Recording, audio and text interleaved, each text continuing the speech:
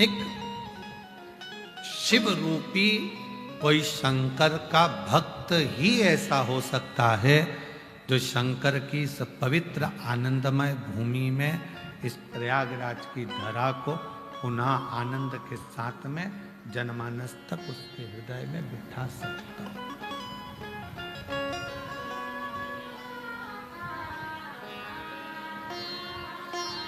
कोई कहे तुमसे कि हम तुम्हारा दुख मिटा देंगे, व्यर्थ की बात है।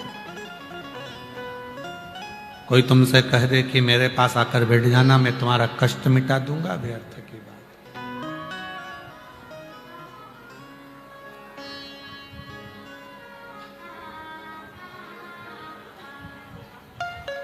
है। कई लोग कहते हैं गुरुजी हमारे इनकी तबीयत खराब है, थोड़ा हाथ रख दीजिए। अगर हमारे हाथ रखने से सब ठीक होते तो डॉक्टरों की जरूरत ही नहीं पड़ती। ध्यान रखिएगा।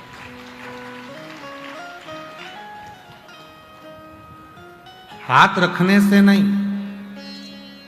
आपकी बुद्धि में जब आपने शिव महापुराण की कथा को श्रवण कर लिया और आपने उस कथा को सुनने के बाद जब भगवान पर भरोसा कर लिया और भरोसा करने के बाद जब आप शिव जी को एक लोटा जल चढ़ाने लगे और वो जल लाकर जब आप अपने पति को या बीमार व्यक्ति को पिलाने लगे तो उसको मेरा भोले बाबा आपके भरोसे से ठीक करना प्रारंभ कर देगा।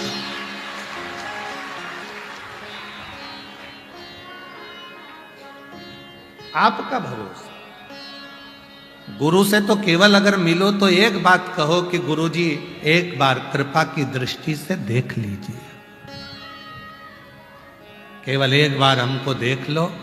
और गुरु होता ही ऐसा है, करुणा की दृष्टि से जब देखता है, उसके नैनों में जो शिव समाया हुआ होता है, वो शिव की दृष्टि उस भक्त पर पड़ती है तो अपने आप उसके दुखड़े मिटना प्रारंभ हो।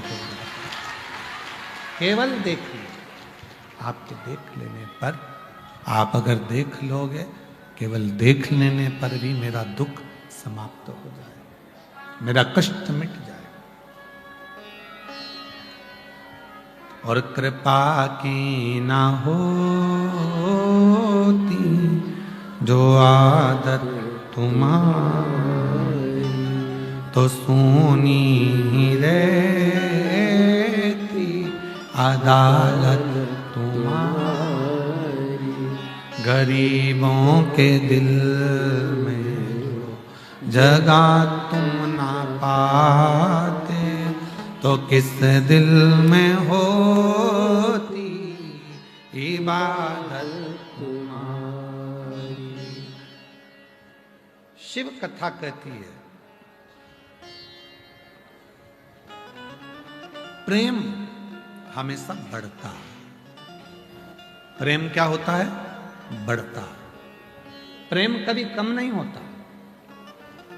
संसार का अगर कोई व्यक्ति तुमसे कह दे कि मैं पहले मंदिर जाती थी, शिव जी को जल चढ़ाती थी, भगवान शंकर की पूजन करती थी, अब मेरा पूजन में मन नहीं लग रहा, मतलब वो भगवान से प्रेम नहीं कर पाई,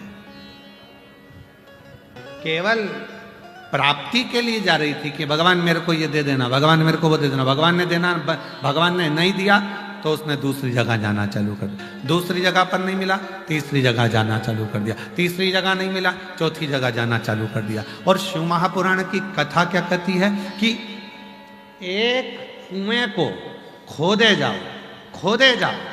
तुम 50 फीट यहाँ खोद दी है, 50 फीट वहाँ खोद दी है, 60 फीट वहाँ खोद दी है, 80 फीट वहाँ खोद दी है, तो पानी नहीं निकलेगा। अगर वही 80 फीट, 50 फीट, 50 फीट, 50 फीट ऐसे सबको जोड़ लो और एक ही जगह पर खोदना चालू कर दो तो जितना गहरा खोदोगे वहां से जल प्राप्त जरूर होगा।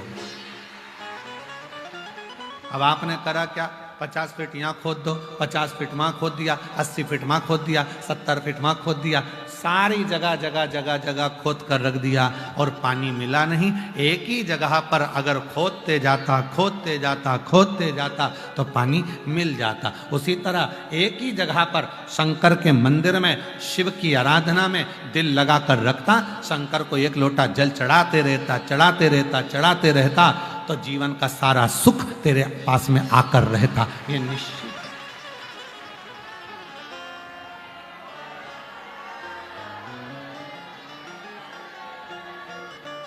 अब हमने करा क्या, थोड़े दिन बाबा ने नहीं सुनी, अगले बाबा के यहाँ पहुंच गए, अगले बाबा ने नहीं सुनी, तीसरे बाबा के पास पहुंच गए, तीसरे बाबा ने नहीं सुनी, चौथे बाबा के पास पहुंच गए। एक ही जगह पर क्यों नहीं टिके? लोग कहते हमारा प्रेम है शिव जी से, प्रेम बढ़ता है, प्रेम कम नहीं होता, बढ़ता है। वासना कम होती है पर प्रेम कम नहीं होता। शादी हुई और शादी होने के बाद में पहले तो खूब बात करते थे, 4 घंटा 8 घंटा 10 घंटा रात भर टिके ही रहते थे मोबाइल से, तकिए पे नींद भी लग जाती थी तो भी गुर्राटा भी भर रहा हो तो पत्नी उसको लगता था कि बात ही कर रहा है तो वो बोले ही जाती थी, और ये गुर्राटा भर रहा है वो। अब जो 3 घंटा 4 घंटा 6 घंटा 8 घंटा इतनी बात करता था, 4 महीने 6 महीने 1 साल 2 साल कब का प्रेम था? तो कहा हमारा तो 6 साल पुराना प्रेम है। 6 साल पुराना तो अच्छा है, भगवान कृपा करे तुम्हारी शादी हो जाए। शादी हो गई, शादी होने के बाद में 1 साल ठीक रहा, फिर कम फिर कम फिर कम फिर कम, और आखिरी में इतना कम हो गया, एक दूसरे से झगड़ा प्रारंभ हो गया, लड़ाई हो गई और अदालत में जाकर तलाक लेने के लिए खड़े हो गए। तो अब बताओ कि शास्त्र कह रहा है कि प्रेम बढ़ता है, वासना घटती है, मतलब वो प्रेम था ही नहीं, उसने तो केवल तुम्हारा स्वरूप देखा था और तुम्हारी युवान अवस्था देखी थी, इसलिए वो केवल तुमको कबाड़ा, उसने अपना बनाया और आखिरी में तुमको धीरे धीरे धीरे धीरे धीरे धीरे वो प्रेम कम हो गया। वो प्रेम नहीं है, उसको हम प्रेम नहीं कह सकते, उसको केवल वासना कह सकते, केवल वासना, वो प्रेम नहीं हो सकता। प्रेम की परिभाषा कहती है कि प्रेम बढ़ता है, प्रेम घटता कभी नहीं है। जितना अभी तुम शिव जी से लगन लगा रही हो ना, उतना और बढ़ेगा, फिर लगन लगाओगी तो और बढ़ेगा। शिव जी से जैसे प्रेम बढ़ता है, बाबा जी कथा जहां जहां शिव महापुराण की होती है वहां लोग बढ़ बढ़कर आते जाते हैं। तो कई लोग कहते हैं गुरुजी इतने शिव भक्त आ गए, करोड़ों में शिव भक्त पहुंच रहे हैं, लाखों में शिव भक्त पहुंच रहे हैं, उसका कारण क्या है? मतलब पहली कथा सुनी थी तो प्रेम हुआ था, जल चढ़ाते चढ़ाते और प्रेम बढ़ गया, बढ़ते बढ़ते इतने साल कथा सुनते सुनते हो गए तो अब तो और ज्यादा प्रेम बढ़ता चले जा रहा है, इसलिए जनमानस उमड़ता चले जा रहा है।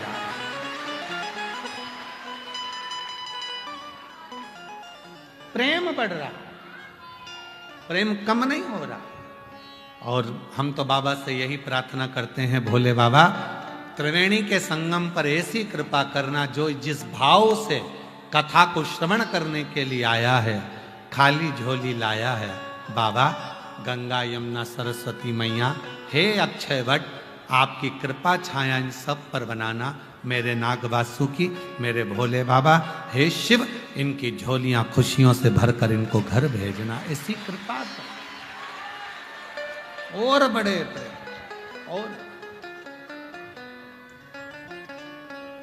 और कृपा की न होती जो आदत तुम्हारी, तो सुनी रहती अदालत तुम्हारी, गरीबों के दिल में जो जगह तुम न पाती, तो किस दिल में होती इबादत तुम्हारी। प्रेम और बड़े, इतना बड़े प्रेम, इतना बड़े कि शिव को तुम ना छोड़ो और शिव तुम्हें ना छोड़े।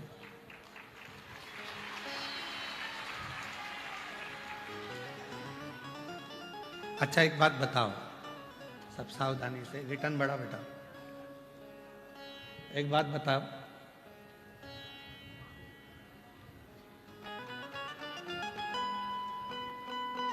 जब विश्वनाथ तुम्हारा हो जाएगा तो विश्व का ऐसा कोई सुख है जो तुमसे वंचित रह जाएगा?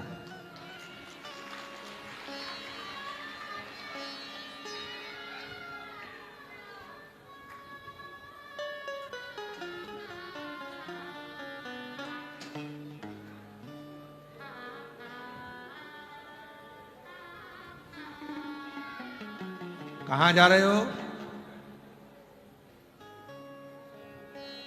क्यों भैया कहां जा रहे हो? कहा काशी जा रहे हो। क्यों जा रहे हो? विश्वनाथ जी का दर्शन करने के लिए। विश्वनाथ जी का दर्शन? हाँ, काशी और विश्वनाथ जी कहां? क्यों भैया कहां जा रहे हो? उज्जैनी जा रहे हो। क्यों जा रहे हो? महाकाल बाबा का दर्शन करने के लिए जा रहे हो। महाकाल बाबा का दर्शन? हाँ। अब विश्वनाथ जी चले, कॉरिडोर देखा और कॉरिडोर को जब देखा तो उस कॉरिडोर को देखकर मन कॉरिडोर में लगा। मन कॉरिडोर में लगा। विश्वनाथ जी के पास में जाना था, मन पूरे कॉरिडोर में लग गया और विश्वनाथ जी के पास जाकर मन को लगा नहीं पाया। उज्जैनी गया। कहाँ गए थे? महाकाल। ये चल नहीं रहे हैं बक्से। महाकाल कॉरिडोर का दर्शन किया, महाकाल तक पहुंचा, मन नहीं लगा।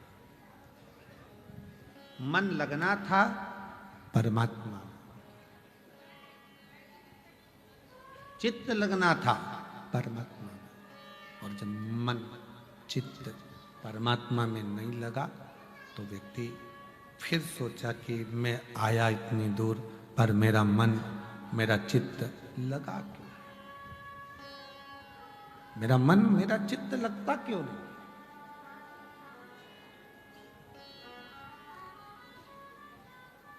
आपका समर्पण शिव के प्रति कितना है? कितना है? रामचरितमानस में एक लाइन आती है कि राम जी, भगवान श्री राम जब सोते हैं तो सोने से पहले अपने गुरु, माता पिता और महादेव का स्मरण कर कर सोते हैं। लक्ष्मण जी ने पूछा भगवान श्री राम जी से,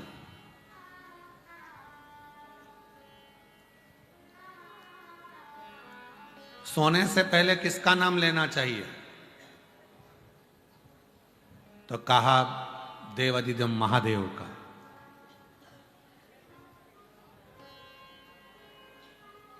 और उठने पर किसका नाम लेना चाहिए? तो भगवान श्री राम जी ने कहा श्री हरि का। जागो तो हरि को जपो और सोने से पहले हर को जपो। जब हरि और हर के मिलन का दिन निकलेगा, रात निकलेगी, तो तुम्हारे जीवन में सुख और खुशियां अपने आप आती चलेगी। तुम्हारे जीवन में सुख भी आएगा, खुशियां भी आएगी, आनंद भी आएगा। हरि और हर, ये दोनों का स्मरण आपके जीवन को सुख प्रदान करना प्रारंभ कर देगा। हरि और हर, शिव कथा कह रही है, भगवान शंकर का चरित्र कह रहा है, शिव महापुराण की कथा कह रही है, शिव तत्व कह रहा। शिव के मंदिर जाना तो शंकर भगवान के शिवलिंग से मतलब रखना, भगवान शंकर के शिवलिंग से मतलब रखो, शिवलिंग की पूजन से मतलब रखो। बाकी के मंदिर में क्या लग रहा है, क्या लगा रहे हैं, क्या कह रहे हैं, कौन बोल रहा है, क्या बोल रहा है, उससे मतलब नहीं। कथा सुनने के लिए आए हो, कहाँ बैठे हो, रोड के किनारे बैठे हो कि नाली के किनारे बैठे हो कि गटर के किनारे बैठे हो, गंदगी देखी क्यों रहे? तुम्हें तो बैठकर बाबा की कथा का रसतत्व ग्रहण करना। पीछे के दरवाजे पर आकर आवाज लगा रहे हो, चिल्ला रहे हो, या आगे के दरवाजे से आने का प्रयास कर रहे हो, बिल्कुल नहीं। आगे बैठोगे तभी शंकर जी मिलेंगे क्या? अरे बोलो तो जम के, या भगवान शंकर की कथा में सब। और अगर आगे बैठना ही है तो ये जो 5 दिन से आसन संभाल संभाल कर बैठे हैं, तुम तो 1 दिन के लिए आए हो, ये 5 दिन से जो जगह संभाल कर बैठे हैं, आप ऐसे आकर बैठो।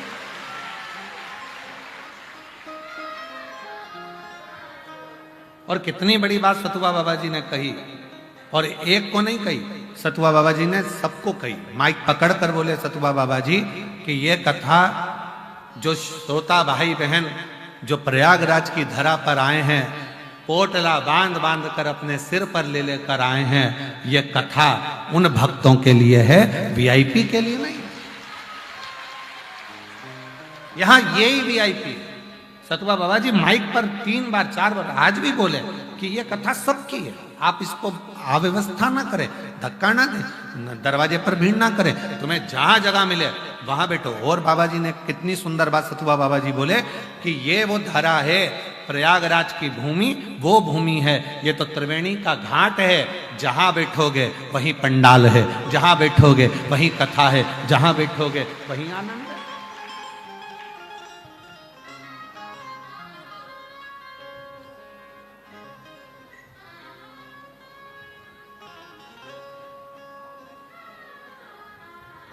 ठीक है,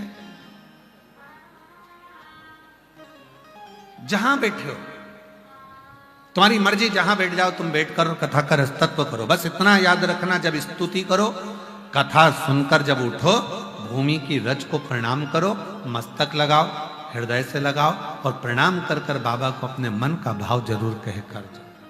इतना जरूर करना। जहां बैठो, जहां बैठकर सुन रहे हो, किसी भी पंडाल में बैठे हो, कहीं टीवी के सामने सुन रहे हो, एलईडी के सामने सुन रहे हो, तुम्हारी मर्जी पड़े, जहां माइक की आवाज आ रही है वहां बैठकर सुन रहे हो, दिल से उस परमात्मा को जो कहोगे वो सुनेगा। वो जंगल में सुनता है, वो पहाड़ पर सुनता है, वो वायु में सुनता है, वो जल में सुनता है, वो थल में सुनता है, आकाश में सुनता है, वनस्पति की सुनता है। ऐसा कौन है जिसकी वो ना सुनता?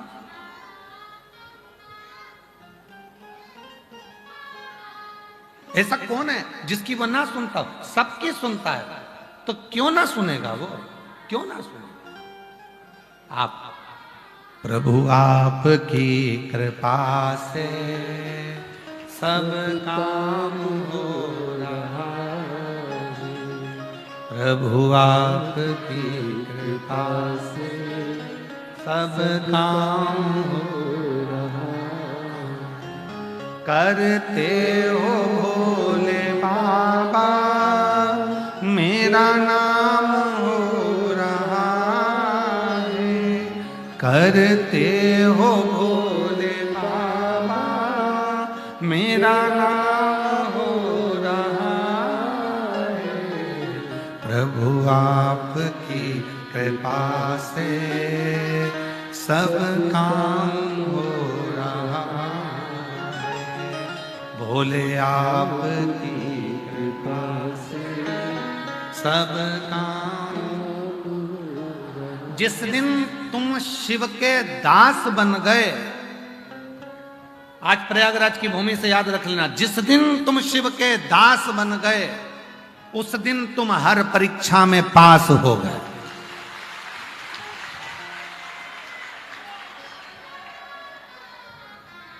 किसके दास?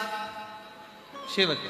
फिर कोई परीक्षा हो, संसार की कितनी भी परीक्षाएं, दुख आएगा, तकलीफ आएंगी, कष्ट आएगा, बीमारी आएगी, रोग आएगा, सब कुछ होगा। शरीर मिला है, काहे के लिए मिला? पहले तो ये विचार छोड़ दो कि तुम्हारे पास में दुख तकलीफ नहीं आएगी। आएगा, सब आएगा। क्यों? शरीर ही नहीं देता भगवान ने तो मनुष्य का शरीर दिया काहे को? ऊपर ही नहीं रख लेता, देकर भेजा ही काहे को है? जाओ पहुंचो, चलो। तो किसी ने कहा क्यों गुरुजी, अगर भगवान दुख देता है तो ऊपर ही सारा भुगतान क्यों नहीं भुगता लेता? फिर पृथ्वी पे काहे को हमें भेज देता है यहाँ पर कि और दुख भोग लो? वहीं पे ऊपर कंप्लीट करके भेजता। हमने कहा देखो, हॉस्पिटल में मरीज अगर बीमार होकर भर्ती होता है ना, तो उसको वहाँ बॉटल भी चढ़ती है, इंजेक्शन भी लगता है, दवाई भी मिलती है, सब कुछ मिलता है। पर आखिरी में जब वो छुट्टी लेके जाता है ना, तो एक पन्नी में उसको दवाई भी दी जाती है, गोलियां भी दी जाती है कि घर जाकर ये लेना। तो वो कहता है क्यों डॉक्टर साहब, जब मुझे इतनी बॉटल यहीं लग गई, दवाई सब यहीं खा ली, गोली सब यहीं खा ली, तो घर पे क्यों दे रहे हो? तो कहा नहीं नहीं, ये घर का डोज तो तुम्हें लेना पड़ेगा। घर पर जाकर 15 दिन 20 दिन तो तुमको डोज लेना पड़ेगा, तब जाकर तुम पूरे ठीक हो गए। उसी तरह भगवान ने जितना मां कूटना था तुमको खूब कूटा, जितना कूटना था तुमको ऊपर खूब मसल मसल के कूटा। यमराज ने भी कूटा, धर्मराज ने भी न्याय दिया और खूब पीटा। और कूटने के बाद आखिरी में कहा यहाँ का इलाज पूरा हो गया, हॉस्पिटल से छुट्टी करो, इसको नीचे भेजो। तो क्या दवाई? तो क्या इसके नीचे भेज दो, इसके कर्म पर दवाई लिख दो। और कर्म पर दवाई लिख कर भेज दी। जैसा तुमने कर्म करा था उसके अनुसार थोड़ी बहुत दवाइयाँ तुम्हारे सबके अपने सबके जीवन में लिखी है। किसी को कोई दुख मिलेगा, किसी को कोई दुख मिलेगा। रोना मती, सोच लेना हॉस्पिटल से छुट्टी करी थी तो दवाई तो खाना पड़ेगी, थोड़ा बहुत तो भोगना पड़ेगा ही। संसार में आयो, थोड़ा बहुत तो निकालना पड़ेगा। ये कर्म का भोग तो मनुष्य को, और केवल आप नहीं, संसार का जितना भी बड़े से बड़ा साधु क्यों ना हो, सन्यासी क्यों ना हो, तपस्वी क्यों ना हो, साधक क्यों ना हो, उपासक क्यों ना हो, गृहस्थी क्यों ना हो, पक्षी क्यों ना हो, पशु क्यों ना हो, जलचर क्यों ना हो, थलचर क्यों ना हो, वायुचर क्यों ना हो, संसार का ऐसा कोई व्यक्ति, कोई जीव पैदा नहीं हुआ जिसको भोगना नहीं पड़ा। लिखकर आया है, छापा लगा है, आकर भोगना तो पड़ेगा। तो इसमें घबराना नहीं। क्या करना है अपने को? तो अब जब भाग्य में लिख ही दिया है तो भाग्य के लिखे को केवल एक मिटा सकता है। विधाता का काम है लिखना, देवता का काम है भाग्य बनाना, पर महादेव का काम है भाग्य को पलट कर रख देना। वो शिव का काम है, वो भाग्य पलटेगा, भाग्य पलटेगा। और उसके आगे जो जो उसने किया वो संसार में कोई नहीं कर सकता, वो भाग्य पलट दे। कितनी सुंदर एक प्रसंग आता है कथा में। एक बड़ा सुंदर एक प्रसंग है।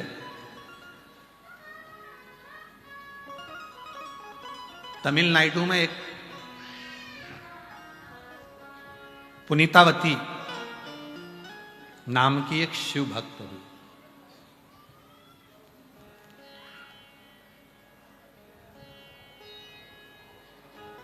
बहुत पुरानी कथा नहीं है, 6वीं सदी की ही यह कथा। पुनीतावती नाम की एक महिला, एक कन्या ने जन्म लिया तमिलनाडु के कराईकला नगर में। एक धनिक सेठ के घर में, बहुत पैसे वाले व्यक्ति के घर में एक लड़की ने जन्म लिया जिसका नाम पुनीतावती था। पुनीतावती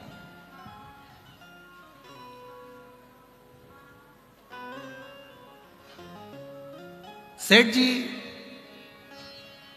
प्रतिदिन संध्या होते से ही प्रदोष काल में शंकर भगवान का अभिषेक पूजन करते थे। प्रतिदिन नियम था उनका। प्रदोष काल हुआ, शिव को याद किया। हम आपसे भी कहते हैं, प्रतिदिन जब सूर्य डूब रहा हो,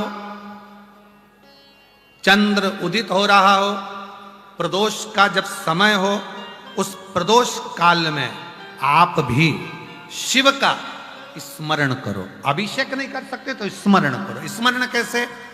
बस तुम्हें लग रहा है कि मेरे घर में धन की कमी है, संपदा की कमी है, मेरे घर में वैभव की कमी है, मेरे घर में लक्ष्मी की कमी है, मेरा व्यापार नहीं हो रहा, भगवान मेरे बच्चों की लाइन नहीं बैठ रही, ना विवाह हो रहा, ना उनकी कोई नौकरी लग रही है, तो शाम का समय प्रदोष काल और दरवाजे की ओर जिस समय पर प्रदोष काल में प्रतिदिन मेरे शंकर भगवान माता पार्वती के साथ में नंदी पर बैठकर भ्रमण के लिए निकलते हैं, वो प्रदोष काल के समय पर दरवाजे की ओर मुख कर कर भगवान शंकर के या तो पंचाक्षर मंत्र नमः शिवाय या षडाक्षर मंत्र ओम नमः शिवाय या श्री शिवाय नमस्तुभ्यम, बस दरवाजे की ओर देखते हुए 5 बार या 7 बार शिव के नाम का उच्चारण कर कर,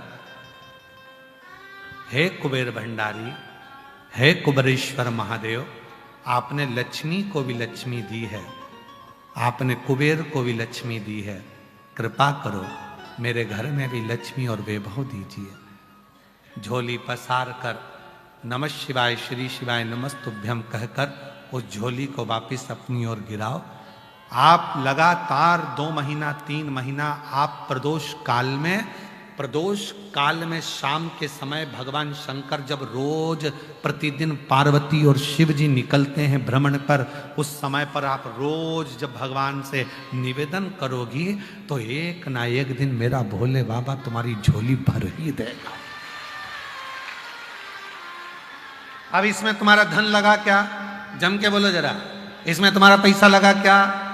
इसके लिए तुम्हें कभी मंदिर जाना पड़ा क्या? इसके लिए तुम्हें कहीं जाना पड़ा क्या? नहीं, इसमें केवल समय का ज्ञात करना है कि शाम का समय प्रदोष काल का जो समय है, उस प्रदोष काल के समय में, और थोड़ा सा आगे पीछे भी हो जाएगा ना तो चलेगा। यह नहीं सोचना कि प्रदोष काल के समय पर मुझे मालूम नहीं पड़ा, ये समय निकल गया, मैं काम में लगी थी उसमें। प्रतिदिन नियम बनाओ, प्रतिदिन श्री शिवाय नमस्तुभ्यम, श्री शिवाय नमस्तुभ्यम, श्री शिवाय नमस्तुभ्यम, श्री शिवाय नमस्तुभ्यम। प्रतिदिन प्रदोष काल में भगवान शिव के नाम का उच्चारण करना प्रारंभ कर दो। उसका प्रमाण है क्या गुरुजी? कहीं मत जाओ प्रमाण देखने के लिए। ये शिव महापुराण की कथा में जो पत्र आया इसको देखो, प्रमाण देखना है। मोहिनी उदय भान सिंह बहिंगा जिला महोबा उत्तर प्रदेश से आई हैं। कहीं बैठी हो तो हाथ हिला सकती हैं, कहीं बैठी हो तो हाथ हिला सकती हैं, और अगर आई हो तो आ सकती हैं।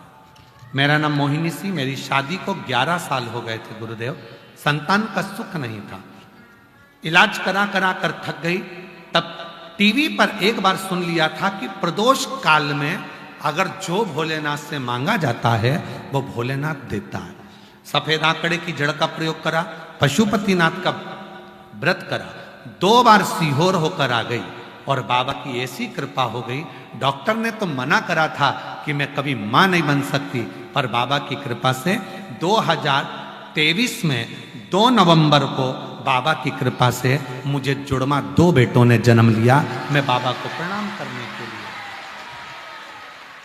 दोनों बच्चों का मैं फोटो लगा रही हूं। जुड़वा 2 बच्चों का जन्म हुआ, एक का नाम विराज, एक का नाम वेदांत।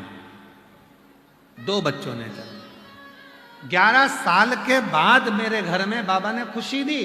प्रदोष काल का जो समय होता है, आप दूसरी जगह ना जाकर ये स्मरण, कहीं बैठे हो तो बच्चों को लेकर तो आ सकते, कहीं ना जाए, प्रदोष काल में शाम के समय उस शिव को याद करो जो रोज प्रतिदिन मां जगत जननी को लेकर नंदी पर चढ़कर भ्रमण करने निकलते हैं, प्रतिदिन निकलते हैं।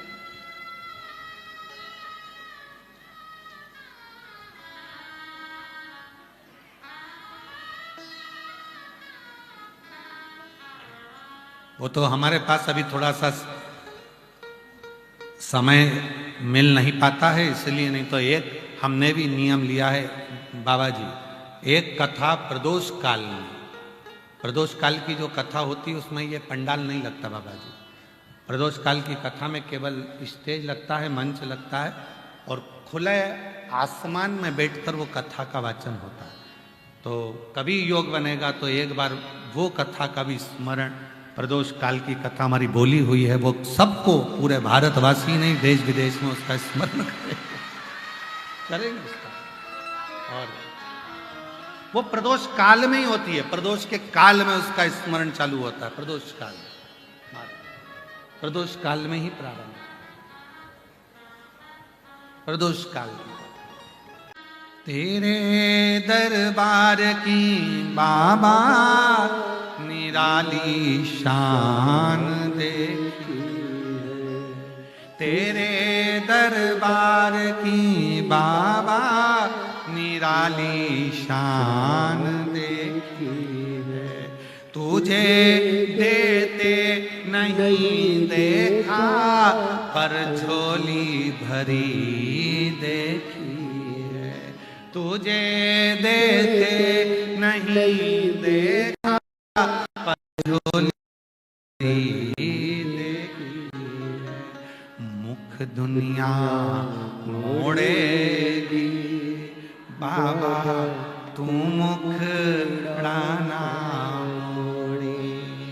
मुख दुनिया मोड़ेगी बाबा, तू मुखड़ाना मोड़े। मेरी लगी परी तीन बाबा, तू वेना। कृपा करता है। प्रदोष काल में नहीं है संतान, 21 साल 15 साल 16 साल 12 साल हो गए, कोई बात नहीं, कोई बात नहीं। विश्वास रखना, भरोसा रखना। जब दुनिया को दे सकता है 40 साल की उम्र में भी, 50 साल की उम्र में भी दे सकता है, तो तुझको भी देगा, तेरी भी गोदी भराएगी, तुझे भी देगा। तो चिंता मत कर, देगा जरूर, पीछे नहीं हटेगा देने में, देता है।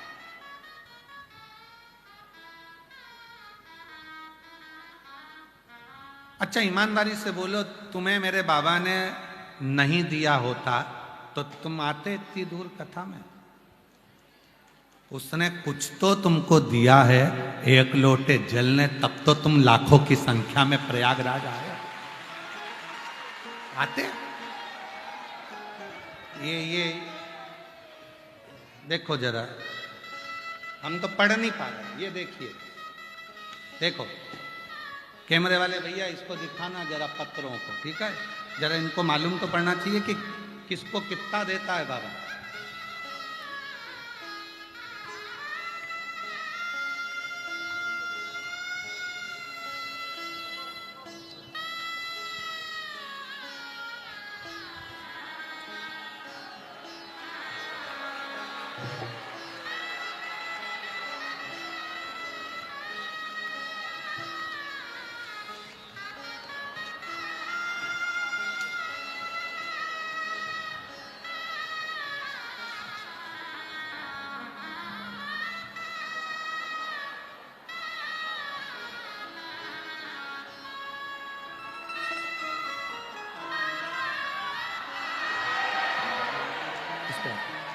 आप जरा विचार करो, ये पत्र वो पत्र हैं जिनको बाबा ने पिछले वर्ष जिन्होंने कथा सुनी थी उनको दिया, और जो इस वर्ष सुनकर जाएंगे उनके पत्रों का ढेर अगले वर्ष में देखेंगे कि बाबा कितना कितना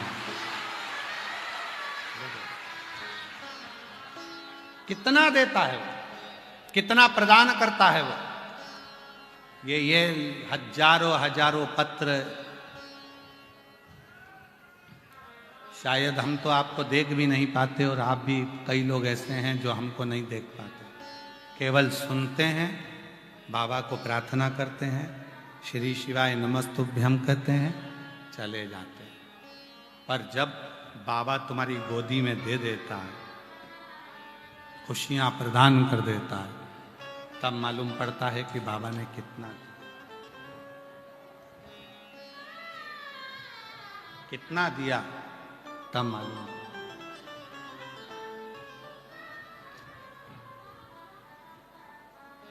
तेरे दरबार की बाबा निराली शान देखी है, तुझे देते नहीं देखा, पर झोली भरी देखी है। हमने देते नहीं देखा, शंकर को कभी नहीं देखा कि वो दे रहा है, पर आता है, झोली भर जाता है, किसको दे जाता है, कब दे जाता है, पता ही नहीं पड़ता, कैसे देता है मालूम ही नहीं पड़ता। आप सब आए हो, बैठे हो, दिल से कथा सुन रहे हो, वो दिल से कथा सुनोगे तो वो दिल से देता भी, प्रदान करेगा, देता क्या ना दे। जो दिल से मांगोगे वो दिल से देगा, जो दिल से मांगोगे वो दिल से दे देगा। मेरा भोला भंडारी रे खाली झोली भर देगा, मेरा भोला भंडारी रे खाली झोली भर देगा। मस्तक पे चंदा है उजियारा कर देगा, मस्तक पे चंदा है उजियारा कर देगा। मेरा भोला भंडारी है खाली झोली भर देगा, मेरा भोला भंडारी है खाली झोली भर देगा। आप जो मांगो, जिस भाव से मांगो, जिस हृदय से कहोगे वो स्वीकार करेगा, जिस भाव से। पुनीतावती सेठ के घर में जन्म हुआ उसका, धनपति के घर में, बहुत संपदा, बहुत वैभव, बहुत धन, बहुत संपदा सेठ जी के घर में, उनके घर में जन्म हुआ। एक लड़की का जन्म हुआ, एक बेटी का जन्म हुआ है। और सेठ जी ने, पर नियम था प्रदोष काल में भगवान की आराधना करना, प्रदोष काल में शिव का अभिषेक करना, प्रदोष काल में शंकर की भक्ति करना, प्रदोष काल।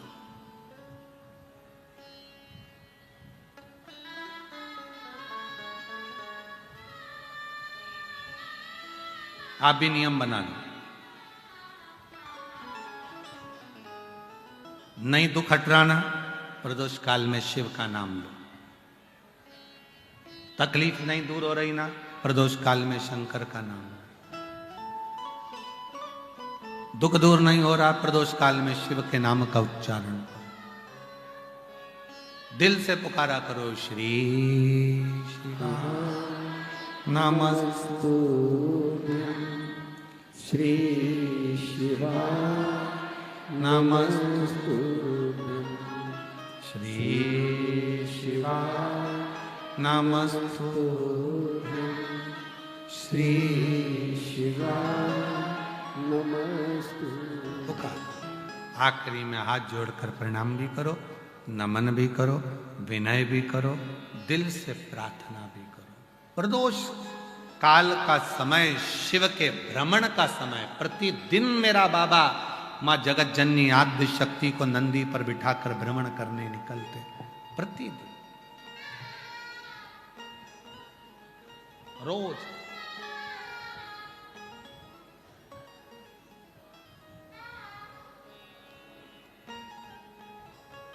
देखो, सृष्टि जब बन रही थी, जब सृष्टि का निर्माण हो रहा था, सृष्टि जब बन रही थी, तो सृष्टि के बनने में, सृष्टि के निर्माण में, सृष्टि के बनने में, सृष्टि के निर्माण में, जब भगवान नारायण से पूछा गया कि आप कौन सा स्थान रखोगे, तो कहा मैं बैकुंठ रखूंगा। ब्रह्मदेव ने ब्रह्मलोक ले लिया, इंद्रदेव ने इंद्रलोक ले लिया, नाग देवता ने नागलोक ले लिया, गरुण ने गरुण लोक, वरुण ने वरुण लोक ले लिया। एक भी 33 कोटि देवता में एक भी देवता ऐसे नहीं थे जो पृथ्वी लेने को तैयार। मृत्यु लोक कोई ले ही नहीं रहा, कोई लेता ही नहीं। क्यों? कौन सुनेगा इनकी? हमारे सतुआ बाबा जी का जो कुटिया है ये यहीं बाजू में है। अब जो भी वहीं से आवाज लगाते बाबा जी, तो बाबा जी को दौड़ के तुरंत आना पड़े जी, बाबा जी। फिर कोई आवाज लगाए, देखो वो कोई आया है, बाबा जी बाबा जी, और बाबा जी को तो फिर आना पड़े।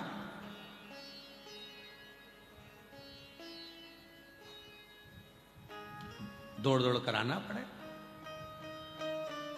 वो तो बाबा जी को हम धन्यवाद दें, सतुआ बाबा जी को, कि उनको ये मालूम है कि हम एकांत में रहे भगवत भजन करते रहते हैं, तो उन्होंने हमारी पूरी चारों तरफ से सेफ्टी बना कर रखी है। बाबा जी धन्यवाद आपको, बहुत बहुत साधुवाद। कोई अंदर आता भी नहीं और हमारा भजन चलता रहता है। मालूम है कि मिलते भी नहीं और ज़्यादा किसी से मिलना जुलना या किसी से बात करना ठीक नहीं, हम नहीं मिलते। पर बाबा जी तो जाते तो आवाज, और सरल स्वभाव है तो कोई भी आवाज लगा देते बाबा जी जुड़ के आए। पृथ्वी पर रहना, मृत्यु लोक में रहना और मृत्यु लोक को संभालना बहुत कठिन काम है। ब्रह्मा जी बोले मैं ब्रह्म लोक संभाल लूंगा, भगवान विष्णु बोले मैं वैकुंठ लोक संभाल लूंगा, सारे देवता अपना अपना लोक संभालने को तैयार थे, पर मृत्यु लोक को आने आ जाओ, मृत्यु लोक कोई संभालने वाला नहीं था। कौन संभालेगा मृत्यु लोक?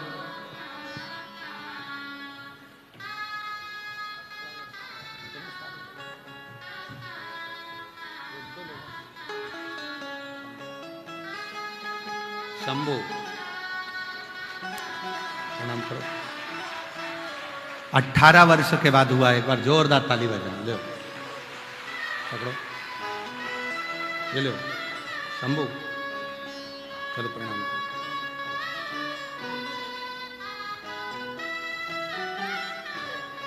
रोते नहीं, आंसू पोंछ के जाओ। दिल से मांगो, अब तो बाबा ने दे दिया, आंसू पोंछो अच्छे से जाओ। दिल से दे देगा, जो दिल से मांगोगे वो दिल से दे देगा।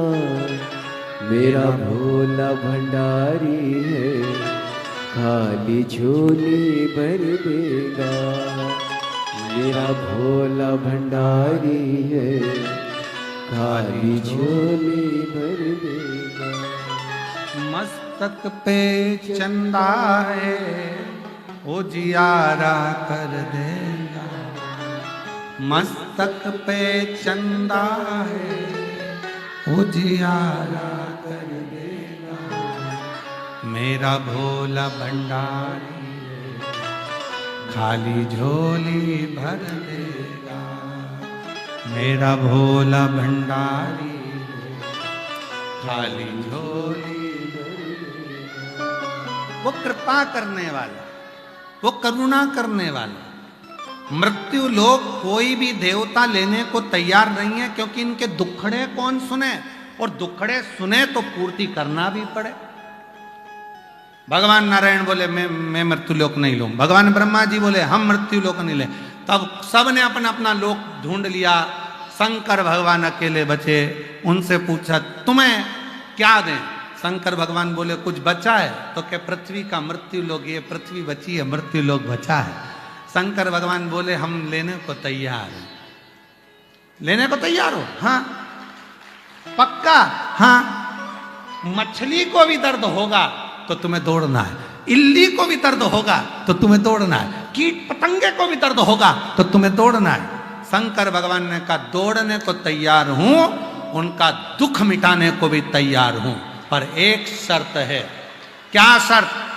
जो मुझे याद करेगा मैं उसकी तकलीफ मिटाता चलूंगा।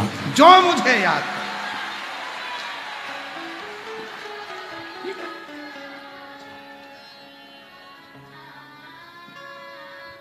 ठीक है।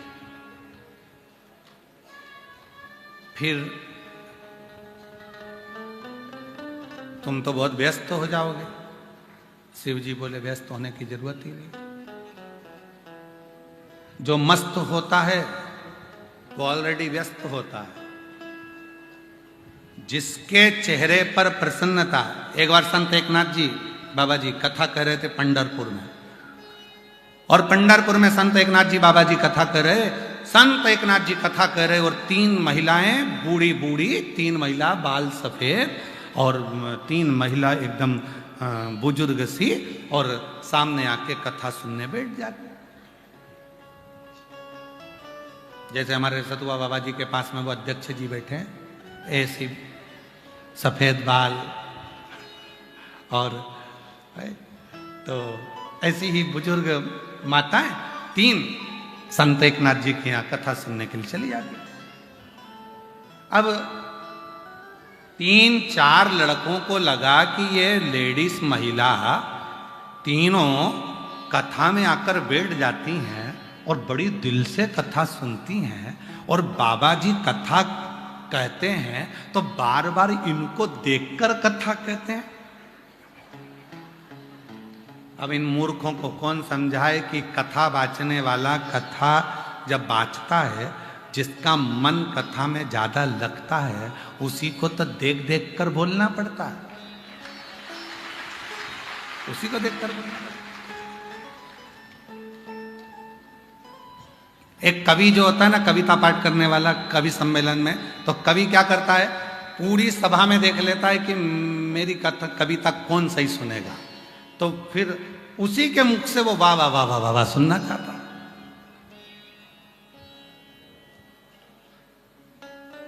सुने, अब वो तीनों अच्छे से सुनती थी, तो बाबा जी संत एकनाथ जी उनको देखकर कथा कहते थे। पर इन तीनों की बुद्धि बिगड़ गई। इन तीनों ने विचार करा, जरूर बाबा जी का ये महिलाएं तीनों जरूर, अच्छा जिसकी बुद्धि में कचरा भरा हो ना, तो उसको सब दूर कचरा दिखता है। जिसके दिमाग में गंदगी भरी होगी तो उसको गंदगी दिखेगी।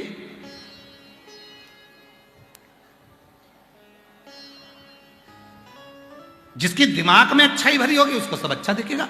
वाह साहब क्या माघ मेला चल रहा है, वाह साहब क्या कथा चल रही है, वाह साहब पूरे पंडाल खोल दिए, पूरे संतों ने अपने अपने पंडाल खोल दिए, पूरे संतों ने क्या भंडारा कर रहे हैं, पूरे संत क्या भोजन करा रहे हैं, सुबह सुबह से चिल्ला चिल्ला कर आवाज लगा रहे हैं, ओ आओ संत भगवान पधारो, और साथ में चिल्ला रहे हैं कथा के भक्त भी पधारो। इतनी आवाज लगा रहे हैं, और क्या चाहिए। इतने सारे संत साधु सन्यासी तपस्वी सबने अपने अपने पंडाल खोल दिए। जो संत जाने के तैयारी में थे, पेटियां बंद हो गई थी, सामान पैक होकर जाने लगा था, उन संतों ने कहा वो रुक जाओ रे, इतने आए, इनको और खिलाते खिलाते चले, इनको और खिला दे, पिलाओ चाय पिलाओ। फिर आवाज लगा रही, सुबेरे से आवाज लगा रहे चिल्ला के, सुबेरे 5:30 बजे से चिल्लाना जो चालू करा, कोठारी की जय, भंडारी की जय, पुजारी की जय, संत भगवान चाय तैयार, संत भगवान पधारो। ये वाले अखाड़े में चाय बन के तैयार हो गई, और फिर पीछे से आवाज आएगी, संत भगवान के साथ में जितने भक्त कथा सुनने आए हैं पधारो, चाय की तैयारी। संत भगवान मन में सोचे इतनी भीड़ में चाय पीने कौन जा, इनको जान दो, तुम चाय तुम जाओ पहले। अब जिन संतों ने अपना सामान पैक कर लिया, जाने की तैयारी हो गई, जरा विचार करो, संत हृदय नवनीत समाना, संत का भाव कितना निर्मल है। तुरंत भंडारे चालू कर दिए, पंडाल खोल दिए गए, जाओ बैठो कथा सुनो और भोजन करो, चाय पियो, चल ये आनंद। शिव कथा कर रही है, भगवान शंकर की पवित्र चरित्र, भगवान शंकर का पुनीत पावन चरित्र वर्णन कर रहा है। जिसकी बुद्धि में गंदगी भरी उसको गंदगी दिखेगी, और नहीं तो कोई आएगा तो कह देगा वाह वाह क्या कथा चल रही है साहब, क्या भीड़, क्या आनंद, क्या आनंद। कल एक माता जी करी लिख के भेजी कि गुरुजी वो हम आरती नहीं कर पाते हैं क्योंकि भीड़ बहुत ज्यादा। तो कौन कराए आरती, करो, दिया मत लगाओ, मोबाइल में टॉर्च तो है ना, मन मेरा मंदिर, आंखें दिया बाती, फोटो की है तालियां, रोम फूल बाती, रोम रोम जीवा तेरी, और बस बहुत है। जब आरती हुआ करे दिया भले ना जले, क्योंकि दिए से साड़ी जल जाए, पट्टी जड़ जाए, टेंट में कहीं आग लग जाए, इसलिए दिया ना जलाकर अपनी मोबाइल की लाइट चालू, इसमें क्या दिक्कत।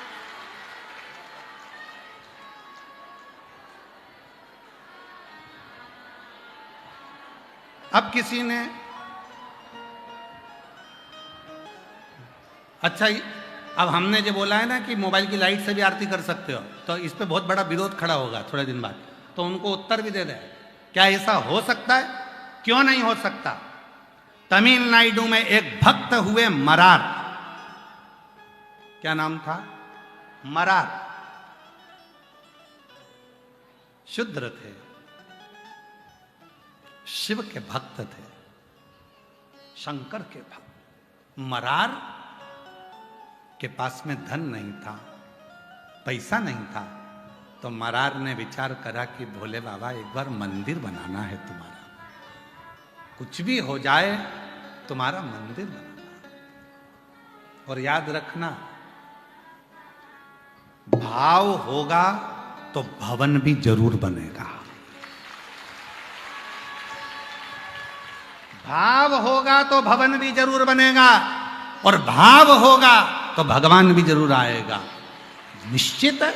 मरार तमिलनाडु के एक ऐसे भक्त हुए शंकर के, शूद्र थे, नहीं था धन, सेवा करते थे, एक गुरु के पास पहुंच गए, मन है शिव जी का मंदिर बनाना। गुरुजी ने कहा धन है? नहीं। संपदा है? नहीं। मैं तुझको दे दूं पैसा, ले जाकर बना ले? नहीं। आपका भी नहीं चाहिए, मैं तो मेरा बनाना चाहता हूं। ठीक है, तो एक काम कर, धन नहीं, पैसा नहीं, तो मन में मंदिर बना। मन में मंदिर कैसे? कहीं से ईंट ला, कहीं से मिट्टी ला, कहीं से ओटला बना, शिवलिंग लेकर आ, नंदी लेकर आ, मन में बिठाते जे, अपने मन को ऐसा बना ले कि मैंने शिखर की डिजाइन ऐसी करी है, उसका दरवाजा इतना बड़ा रखा है, सुतार से बात करी थी, बात सबसे कर किया, सुतार के पास जाके ना दरवाजा लगाना है मंदिर में, कितना बड़ा लगाऊं, ऐसा ऐसा, मन में मंदिर बनाते चले जा। उसने अपने मन में मंदिर बना लिया। भक्त का नाम है मरार भक्त। कोई तुमसे कहे किसी और वाले महाराज जी ने कह दिया कि लाइट से टार्च, मोबाइल की टार्च से ही आरती कर लो, तो उनको जवाब दे सकते हो। मरार भक्त शिव भक्त था, मन में मंदिर बन गया। पंडित जी के पास गया, प्राण प्रतिष्ठा की मुहूर्त दे दो। पंडित जी ने कहा तूने मंदिर का बना लिया? मेरे मन में बना लिया। तो मन में बना लिया तो कभी भी प्रतिष्ठा? नहीं नहीं नहीं, तुम मुहूर्त दो, मैंने सब पूछ पूछ के बनाया है, तुम मुहूर्त दो। पंडित जी ने मुहूर्त निकाला, इस तारीख का मुहूर्त है। कांची वहीं पास में लगी हुई थी, और उस स्थान का राजा एक बहुत बड़ा मंदिर बनाया था। वहां से 100 किलोमीटर की दूरी पर राजा ने मंदिर की प्राण प्रतिष्ठा का मुहूर्त भी वही निकाला जो मरार ने निकाला था। मरार राजा शिव का इतना बड़ा भक्त था कि हवन यज्ञ से शंकर जी को प्रसन्न कर लेता था। आज शिव जी के पास में उसने भी मुहूर्त निकाला और प्राण प्रतिष्ठा दोनों जगह चालू हो गई। राजा प्राण प्रतिष्ठा कर रहा है, बड़े बड़े विद्वानों को बुलाकर, बड़े बड़े यज्ञ कराकर, अनुष्ठान कराकर, सब दान कर कर प्राण प्रतिष्ठा चल रही थी। और मरार बैठ गया था, आज का मुहूर्त है, इतनी वजह से यज्ञ चालू हो गया है, ब्राह्मण हवन करा रहे हैं, मैंने, मेरा भोलेनाथ आकर प्रतिष्ठा में बैठने वाला है, उसके प्राण प्रतिष्ठा होने वाली है। और प्राण प्रतिष्ठा चलती, राजा ने शिव जी को सामने से जाते हुए देखा। राजा कहने लगा भोले बाबा, आज मेरे मंदिर की प्राण प्रतिष्ठा, तुम्हें बैठना है? शंकर जी बोले आज नहीं बैठ सकता, कोई दूसरा मुहूर्त निकाल ले, आज तो मरार के दिल में जाकर बैठना है, उसने जो मंदिर बनाया, उसने जो हृदय में मंदिर बनाया है। भाव होगा तो भवन बनेगा, और भवन में भगवान तब आता है जब भाव निर्मित हो जाता है। मेरे भक्त के हृदय में जो मंदिर बना है उसकी प्राण प्रतिष्ठा है। कहा वो मरार के दिल में तुम बैठोगे? हाँ, राजा का प्राण प्रतिष्ठा छोड़कर शंकर भगवान मरार के दिल में जाकर बैठ गए। दिल में एक दिन मरार के मन में जाकर बैठ गए तो मरार के मन में आया, अब प्राण प्रतिष्ठा पे भंडारा कराना चाहिए, हलवाई नहीं मिल रहा, भोजन कैसे कराओ, किसको जीवा? शंकर भगवान ने कहा, मेरी धर्म पत्नी से जोरदार कोई हलवाई नहीं है, पूरी काशी को भोजन करा रही है अन्नपूर्णा। आंखें बंद कर कर बोला, अन्नपूर्णा माता भोजन कराना है। अन्नपूर्णा जी ने हृदय में आकर पूछा, कितनों को कराना? पूरे गांव को जिमाना है। इसने तो सोचा ही था। अन्नपूर्णा ने पूरे गांव को निमंत्रण दे दिया। जो जहां बैठा था वहां पंगतें लगना चालू हो गई, भंडारे चालू हो गए, मालपुआ, खीर, रबड़ी सब बनना प्रारंभ हो गया। भंडारे चल रहे थे। जैसे ही आंख खुली, इतना बड़ा भंडारा। सारे गांव के लोग कहने लगे, मरार गजब कर दिया, तेरे पास इतना पैसा कहां से आ गया कि खीर मालपुआ खिला रहा? मरार कहने लगा, मैंने तो प्राण प्रतिष्ठा का भंडारा करा था। लोगों ने पूछा, मंदिर कहाँ है? तो के भीतर प्रतिष्ठा हो गई, हाँ भगवान बैठ गए, हाँ। वो भंडारा सारा गांव खा रहा था। कोई तुमसे पूछे, किसी और वाला बाबा कह दिया कि दिया बाती भी नहीं हो तो टार्च तो है ना मोबाइल। दिल भाव होगा तो भवन बनेगा। वो प्रैक्टिकल करके देखो मरार की इस कथा का, मरार की कथा का प्रैक्टिकल करके देखना। कई माताएं कहती हैं हमारे यहाँ मंदिर नहीं है, कोई माता कहती है हमारे मंदिर दूर है, कोई माता कहती है हम मंदिर नहीं बना सकते, कोई माता कहती है हमारे पास पैसा नहीं है, हम मंदिर कैसे बनाए। शिव पुराण कहती है, एक बार शंकर का छोटा सा शिवलिंग किसी पेड़ के नीचे भी रखकर देख लो या खुले आसमान में रखकर देख लो, जल चढ़ाते रहोगे, भाव बढ़ता रहेगा तो एक दिन उस भाव के कारण वहां भवन बनकर ही रहेगा, मंदिर बनकर ही रहेगा। चढ़ाते रहो। एक बार अयोध्या में मेरे भगवान राम टेंट में आकर बैठ गए और टेंट में बैठे रहे तो लोगों का भाव बढ़ता रहा, भाव बढ़ता रहा, भाव बढ़ता रहा, भाव बढ़ता रहा, भाव बढ़ता रहा। ऐसा भाव बन गया कि आज वो टेंट की जगह पर अयोध्या में मेरे भगवान श्री राम मंदिर में जाकर विराजमान हो गए। भाव है तो भवन है, भाव है तो भगवान है, और भाव ही नहीं तो मंदिर कितने भी बनाकर रख दो, भाव नहीं है तो फिर भगवान भी। कई कई मंदिर ऐसे हैं बने बहुत बड़े बड़े हैं पर कोई जाता ही नहीं है, भाव ही नहीं है। मां तो लोग सोचते हैं कि कमाने के लिए बना लिया, आन दो धन दौलत संपदा, तो भाव भी तो होना चाहिए। भाव अच्छा होगा तो भगवान आएगा, भाव ही नहीं।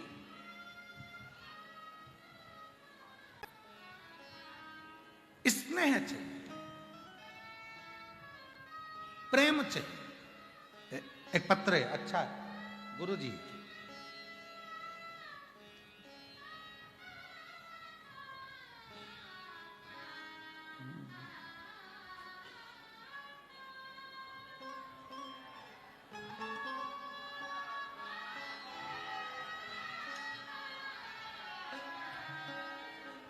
कुछ नहीं मिला तो कुमकुम की बिंदी का ही पैकेट भेज दिया।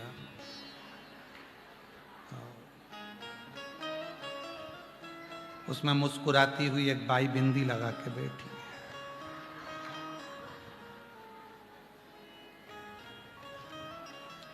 गुरुजी प्रणाम। मेरे भोले बाबा का मैं क्या बखान करूं गुरुदेव। मेरी बेटी MBBS की तैयारी कर रही थी, नीट क्लियर नहीं हो रहा था। बाबा की ऐसी कृपा हुई गुरुदेव कि पंडाल में बैठकर कथा सुनी और मेरी बेटी भी आई थी, बाबा से विनय कर कर गई थी। नाम क्या लिखा है? राकेश कुमार गुप्ता, सिंगरौली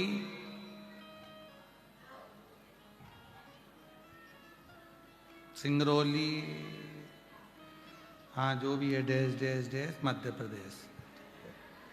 कहीं बैठी हो तो आप ही हैं क्या? आ जाओ एक बेलपत्र लेके जाओ। चलो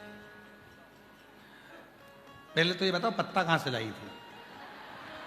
बिंदी का हो तो मंगरोली। अब यहाँ मेरी बेटी MBBS की तैयारी कर रही थी, गुरुदेव सिलेक्शन नहीं हो रहा था, नीट क्लियर नहीं हो रहा था। एक बार बाबा से प्रार्थना करी और बाबा से प्रार्थना कर कर बाबा ने ऐसी कृपा कर दी, पंडाल में बैठकर जो मांगा, आज मेरी बेटी MBBS बन रही है, डॉक्टर कर रही है। मैं बाबा को प्रणाम करने आई हूँ।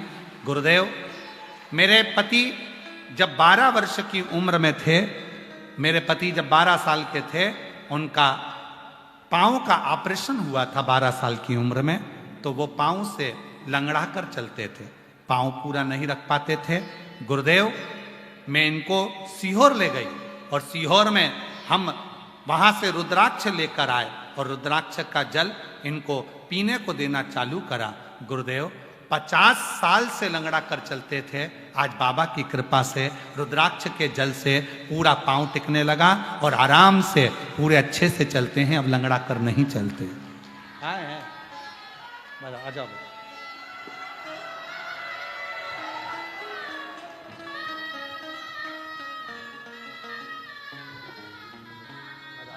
हो गए बाबा से प्रार्थना। ले बेटा, रोते नहीं, पहले आंसू पोछो बेटा, आंसू पोछो, आंसू पोछो, अच्छे से खुश होकर जाओ। एक ही बेटी को रोते नहीं, अच्छे खुश हो अच्छे। अब तो देखो पाँव भी बढ़िया चक हो गए, बेटी भी डॉक्टर बन रही है, अब क्या रोना, शिव कृपा। अच्छे खुश हो अच्छे खुश होकर जाओ, आंसू पोछ कर जाओ, बढ़िया खुश होकर। मेरा तू ही तो हमदर्द जिसे हर पति पांव से लंगड़ा कर चलते थे 50 साल से, आज बाबा की कृपा से पूरी तरह से चल रहे हैं। ये शिव के रुद्राक्ष का महत्व है। गुरुदेव,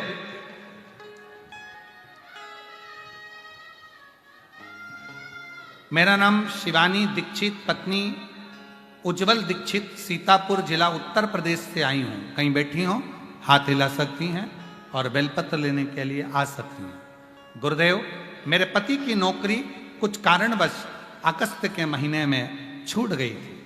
ICICI बैंक में वो नौकरी करते थे, छूट गई। बहुत तकलीफ की जिंदगी चालू हो गई। गुरुदेव, छोटा सा बच्चा 4 साल का, बहुत तकलीफ का जीवन चल रहा था। तब किसी के कहने पर सीहोर गए और 3 अगस्त 2025 को कंकर शंकर की पूजन करी। शाम की प्रदोष आरती हमने कुबरेश्वर धाम की करी और बाबा से प्रार्थना करी। रात्रि का विश्राम कुबरेश्वर बाबा की उसी धरा पर करा। बाबा से बोल कर आ गई, बाबा बहुत कष्ट चल रहा है, और बाबा की कृपा से मेरे पति की पुनः जॉब लग गई। बाबा ऐसी कृपा करे कि बाबा ने हमारे सारे दुख दूर कर दिए। एक बार जोरदार ताली बजाएं, कहीं बैठी हो तो आ सकती हैं।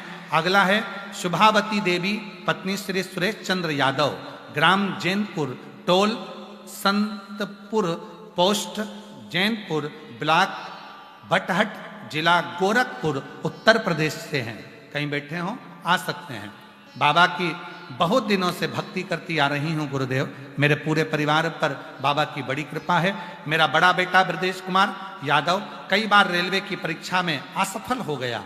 तब मैंने अपने बेटे से कहा, तुम बाबा की भक्ति करो, 1 लोटा जल चढ़ाओ, और सीहोर वाला बाबा कहता है कि मेहनत को 4 गुना बढ़ाओ। मेरे बाबा ने ऐसी कृपा करी, हम कुबरेश्वर धाम गए और कुबरेश्वर धाम आए, वहां पूजन कर कर कंकर लेकर रुद्राक्ष लेकर वापिस आए, और 3 महीना भी नहीं हुआ और मेरे बेटे का रेलवे में सिलेक्शन हो गया। मेरे बेटे की नौकरी लग गई। मैं बाबा को प्रणाम करने के लिए आई हूँ, बाबा को नमन करती हूँ। एक पत्र है, जय हिंद, अमृतसर पंजाब से रवि शर्मा, संत श्री हृदय राम नगर, बेरागढ़, भोपाल। गुरुदेव, मैं भारतीय सेना में हूँ। कहीं बैठे हो तो आ सकते हैं। मैं भारतीय सेना में हूँ और अमृतसर पंजाब से आया हूँ। रहने वाला भोपाल का हूँ, अमृतसर में मेरी नौकरी है। गुरुदेव, मेरा बेटा कक्षा 12वीं में सेना का परीक्षा दे रहा था पर क्लियर नहीं हुआ। फिर मेरे बेटे को मैंने शिव जी की भक्ति में लगाया, 1 लोटा जल चढ़ाना प्रारंभ करा। एक पंडाल में बिठाकर मैंने अपने बेटे को कथा सुनवाई और मेरा बेटा टेस्ट में पास हुआ। आज बाबा की कृपा से भारतीय वायु सेना में राइफल पायलट के रूप में मेरे बेटे की ज्वाइनिंग हो गई। मैं बाबा को यहाँ नमन करने के लिए आया हूँ। कहीं बैठे हों तो आ सकते हैं, जहां बैठे हों। बाबा के शिव भक्ति का एक बल है विश्वास। शिव भक्ति का एक बल है भरोसा, भरोसा, विश्वास। इसलिए भाव होगा। तुमने जहां शंकर जी रखे और जल चढ़ाना प्रारंभ करा, भाव बढ़ते बढ़ते बढ़ते बढ़ते वहां भगवान अपने आप आते हैं और भवन भी बन जाता है और शिव आकर विराजमान हो जाते हैं। भाव बढ़े, भाव बढ़े।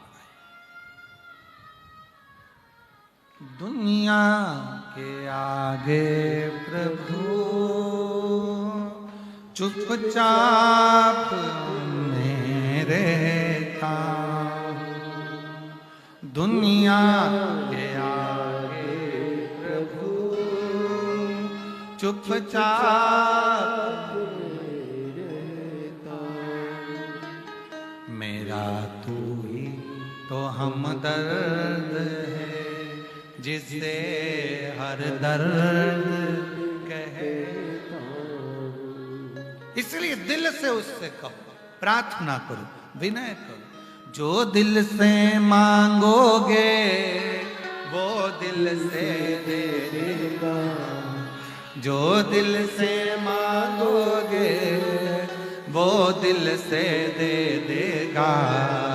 मेरा भोला भंडारी रे, मेरा भोला भंडारी रे, खाली झोली भर देगा। मेरा भोला भंडारी रे, खाली झोली भर देगा। जो दिल से मांगोगे वो दिल से दे देगा। जो दिल से मांगोगे वो दिल से दे देगा। मेरा भोला भंडारी है, खाली झोली भर देगा। मेरा भोला भंडारी है, खाली झोली भर देगा।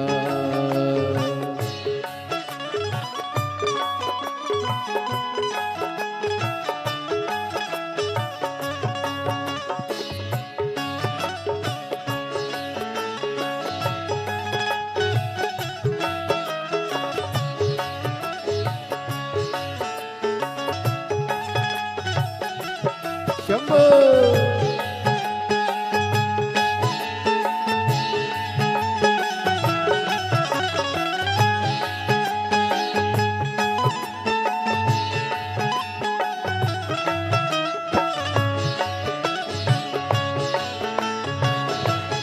बड़े भाव से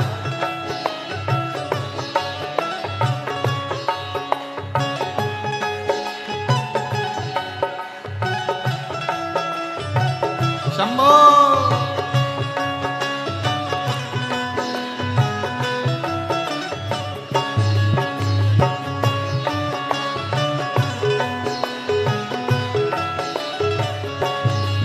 मस्तक पे चंदा है उजियारा कर देगा।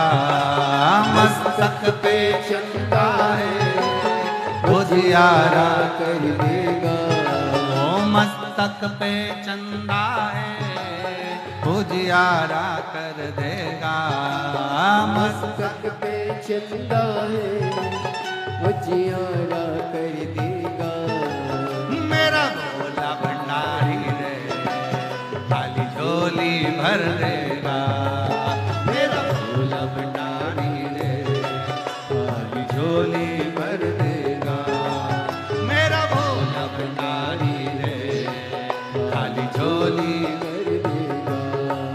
मेरा भोला भंडारी रे। खाली झोली भर देगा।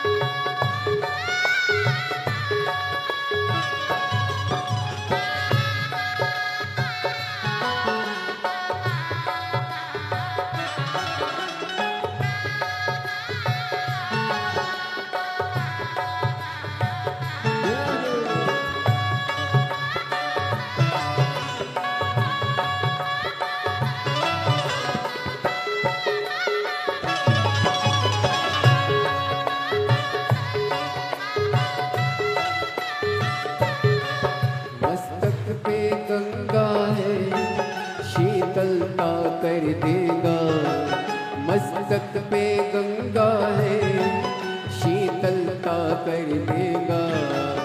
मस्तक पे गंगा है, शीतलता कर देगा। मस्तक पे गंगा है, शीतलता कर देगा। मेरा भोला भंडारी है, मेरा भोला भंडारी है, खाली झोली भर देगा। मेरा भोला भंडारी है, खाली झोली भर देगा। जो दिल से मांगोगे वो दिल से दे देगा। जो दिल से मांगोगे वो दिल से दे देगा। मेरा भोला भंडारी है, मेरा भोला भंडारी है, खाली झोली भर देगा। मेरा भोला भंडारी है, खाली झोली भर देगा।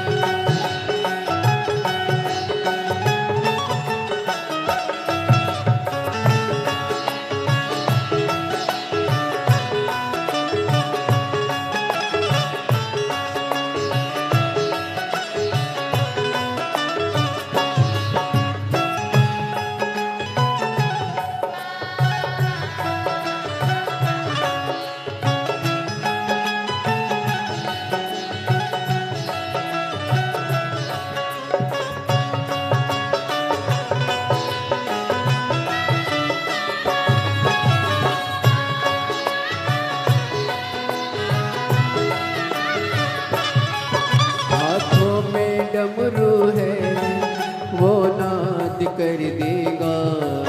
हाथों में डमरू है वो नाद कर देगा। हाथों में डमरू है वो नाद कर देगा। हाथों में डमरू है वो नाद कर देगा। मेरा भोला भंडारी है, झोली भर देगा। मेरा भोला भंडारी है, खाली झोली भर देगा। मेरा भोला भंडारी है, खाली झोली भर देगा। मेरा भोला भंडारी है, खाली झोली भर देगा। मेरा भोला भंडारी है, खाली झोली भर देगा। मेरा भोला भंडारी है, खाली झोली भर देगा। मेरा भोला भंडारी है, खाली झोली भर देगा।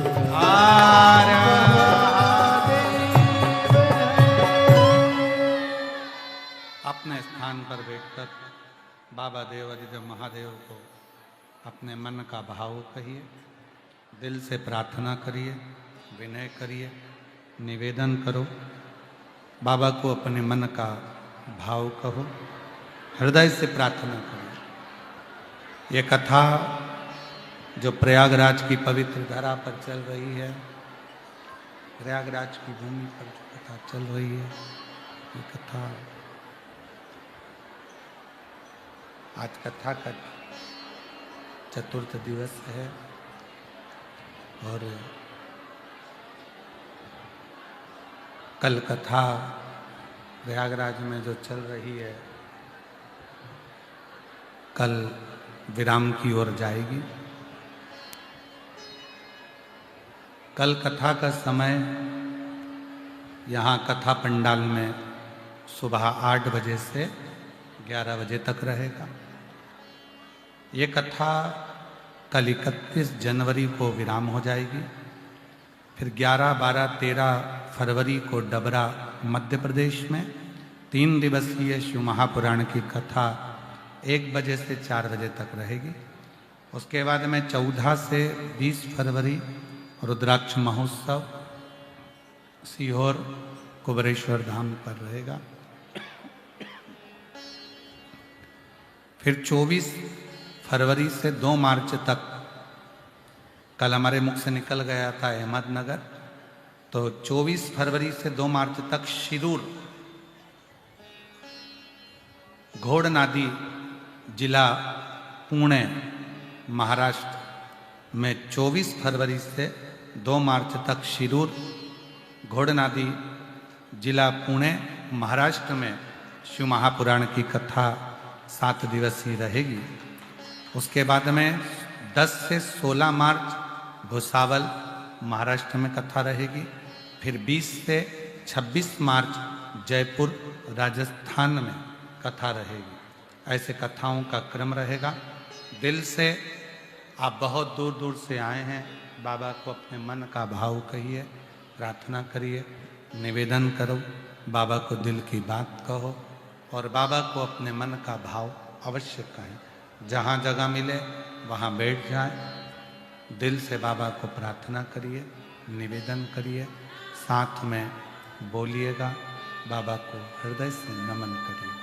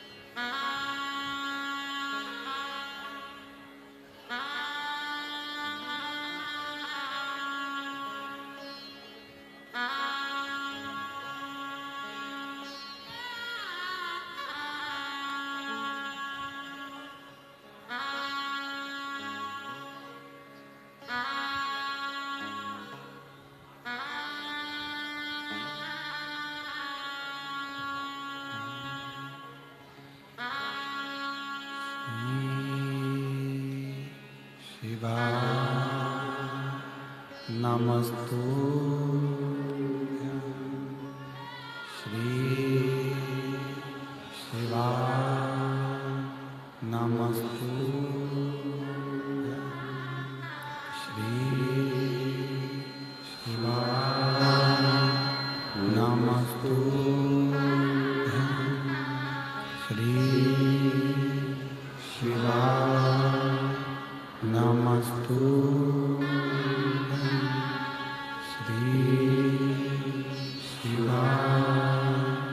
नमस्तुभ्यं भोला सब दुख का तुम्हारा, ओ भोला सब दुख का शिव शंकर जपो तेरी माला, भोले बाबा जपो तेरी माला, भोला सब दुख का ओ भोला सब दुख का वेश है मंगल का, वेश है मंगल का, शमशान वासिया शमशान वासिया,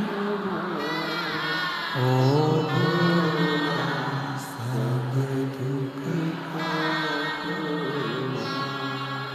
ओ भोला सब दुख का।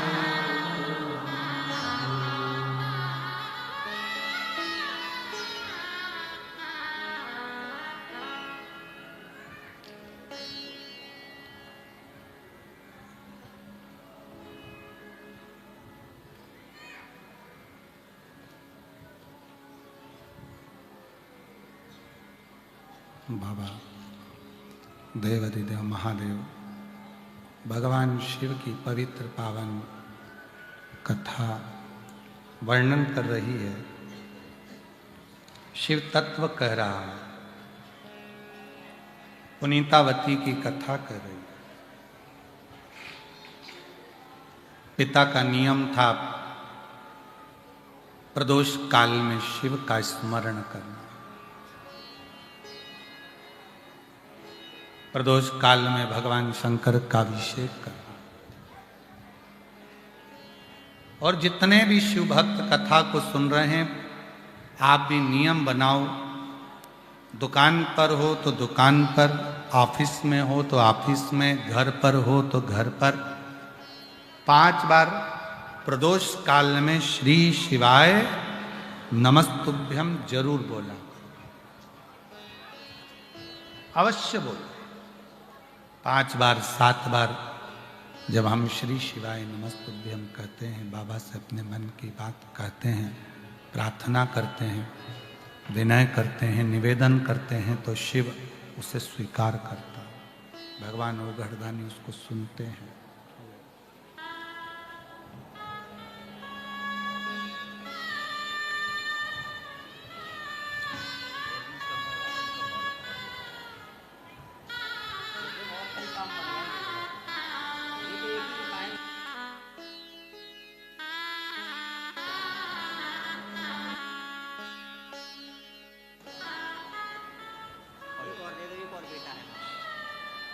शिव कथा कर रही है, भगवान शंकर की पवित्र कथा कर रही है। पुनीतावती पिता के प्रदोष काल की पूजन को देखती है और पिता के उस पूजन को उसने अपनी बुद्धि में, अपने चित्त में बिठा लिया।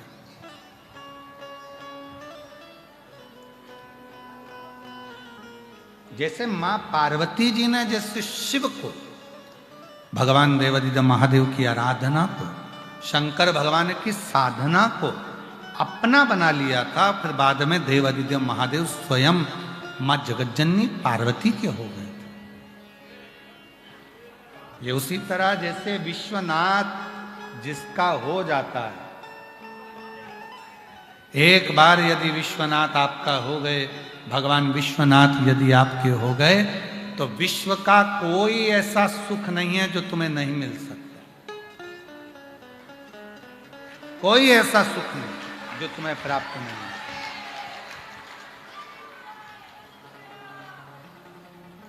बस उसको अपना बना लो। एक बार उससे प्रार्थना करो, उससे विनय करो, निवेदन करो, विनती करो। कैसे ना मिले? दुनिया का सारा सुख, दुनिया का सारा वैभव, दुनिया का सारा आनंद शिव की कृपा से आपको प्राप्त होगा, शंकर भगवान की कृपा से आपके पास होगा। आप उस शिव की भक्ति करो, आप उस शंकर की आराधना करो, आप शिव की साधना करो, आप भगवान देवाधिदेव महादेव का स्मरण करो। पुनीतावती बड़ी हो गई और बड़ी तो हुई, विवाह हो गया एक धनिक सेठ के साथ, जिसके पास में बहुत संपदा है, बहुत धन है। ऐसे धनिक सेठ के साथ में उसका विवाह हुआ। परम दत्त नामक सेठ के साथ में, धनिक के साथ उसका विवाह हो गया। पर शिव जी की भक्ति में वो इतनी लीन होती थी कि वो भगवान शंकर के सिवा चित्त मन, कोई आता, कोई शिव भक्त आ जाता, उसको भोजन करा देती, पानी पिला देती, सेवा करती, आसन लगा देती, बिठा देती। ऐसी उसकी भक्ति थी। पर इस पुनीतावती का जो पति था, परम दत्त नामक जो पति था, वो बड़ा अलग स्वभाव का था। थोड़ा कंजूस भी था और थोड़ा क्रूर भी। हमने कल कथा में आपको कहा था पत्नी अगर धर्मात्मा होती है तो पति थोड़ा सा क्रोधी होता है या भगवान को नहीं मानता, या पति भगवान को मानता है तो पत्नी नहीं मानती। पति और पत्नी दोनों यदि भगवान को मानने लगे तो समझ लेना कि भगवान भोलेनाथ की बड़ी कृपा है जो हम एक जैसे हैं। ये शिव की बात, ये शंकर की कृपा है।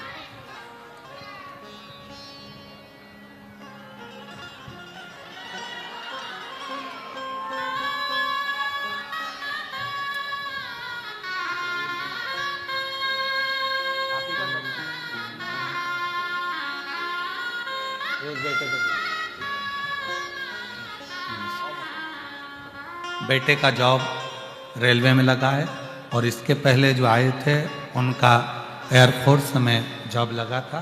दोनों के लिए जोरदार ताली बजाकर साधुवाद। बाबा की कृपा। शिव तत्व देवाधिदेव महादेव की पवित्र कथा कर रही। पुनीतावती का पति भगवान को कम मानता था, दान धर्म कम करता था, पुण्य कम करता था, पर पुनीतावती भगवान की सेवा में लगी रहती थी। कोई आए तो भूखा ना आए, कोई भी आए वो भूखा ना। ये पुनीतावती के जीवन का एक लक्ष्य था, जीवन का एक सुख था, और पुनीतावती उसी पर चलती थी जो पिता ने मार्ग बताया था, जो पिता ने बताया था उसी पर पुनीतावती चलती है, उसी पर चलती।